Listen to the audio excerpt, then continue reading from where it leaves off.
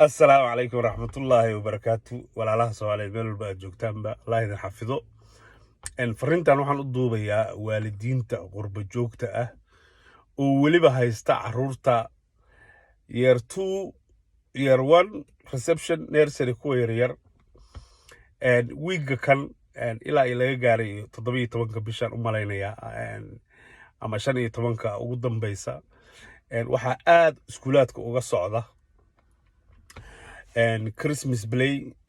Christmas painting, Christmas songs, Christmas tree, Christmas storytelling, Christmas singing.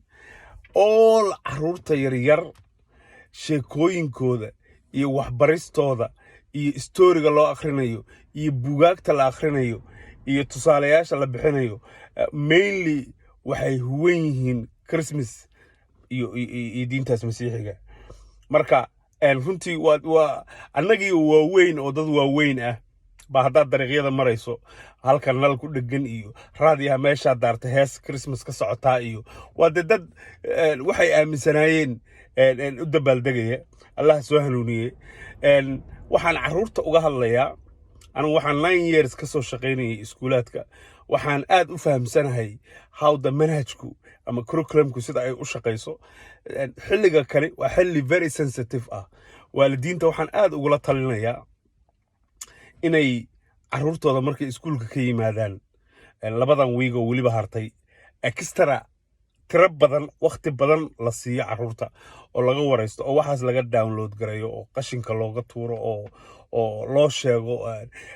ramadaankii iyo ciideennii iyo diinteenii iyo looga sheekeeyo waxaan aad waliba u sii recommend gareynayaa qul yaa ayyuhal kaafiruun in macnaheeda inta loo safiro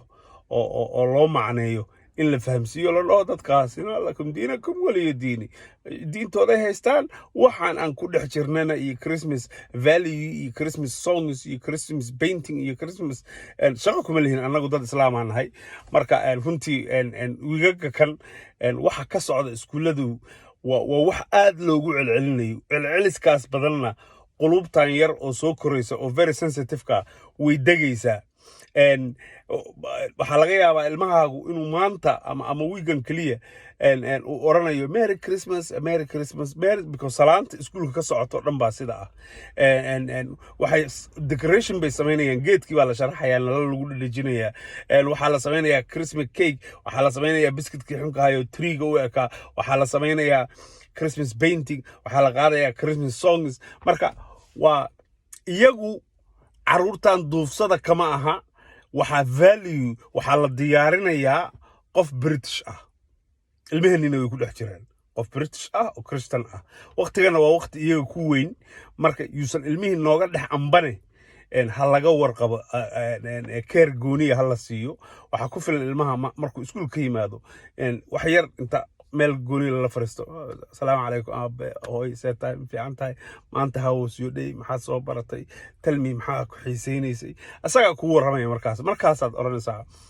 waan ogahay inuu Christmas tahay laakiin anagu muslim baan nahay alxamdulillah iyaguna diintooda anaguna diintooda yaan lagu qaadin yaan lagu sirin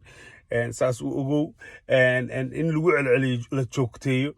haddii kale oo aan dhinaceena wax reply ah ka iman ilmahana labadaas week rasaastaasi ay ku socoto way dagaysaa greetingkiisiba asaguna inta la qabsado buu Merry Christmas dadku ku oranayaa oo hadda ilmahaaga waad arki doontaan and I challenge you all dad Europe iyo reer galbeed joogtid boorsadiisa fiiriye Christmas present baa la soo siiyey gift yar baa la soo siinaya asaga xataa waxa la leeyahay maalinka ugu dambaysa iskuulka finaanada adiga aad jeceshaa ku imow laakiin $1 ama £1 baad bixinaysaa si qof kale oo asna Christmas gift loogu gado marka qofna wuu u gadayaa asagana waa loo gadayaa koofiyad yarada iyo jingle bells iyo hungle holes iyo hoog baa meesha ka socda marka waalidiinta waxaan leeyahay wiigaan iyo inta ka hartay fasaxan extra care hala siiyo caruurta hoos ha looga warqabo hoos ha loola sheekaysto intaasaan idinla wadaagayaa aad baan idin salaamayaa wassalaamu calaykum waraxmatullaahi wabarakaatu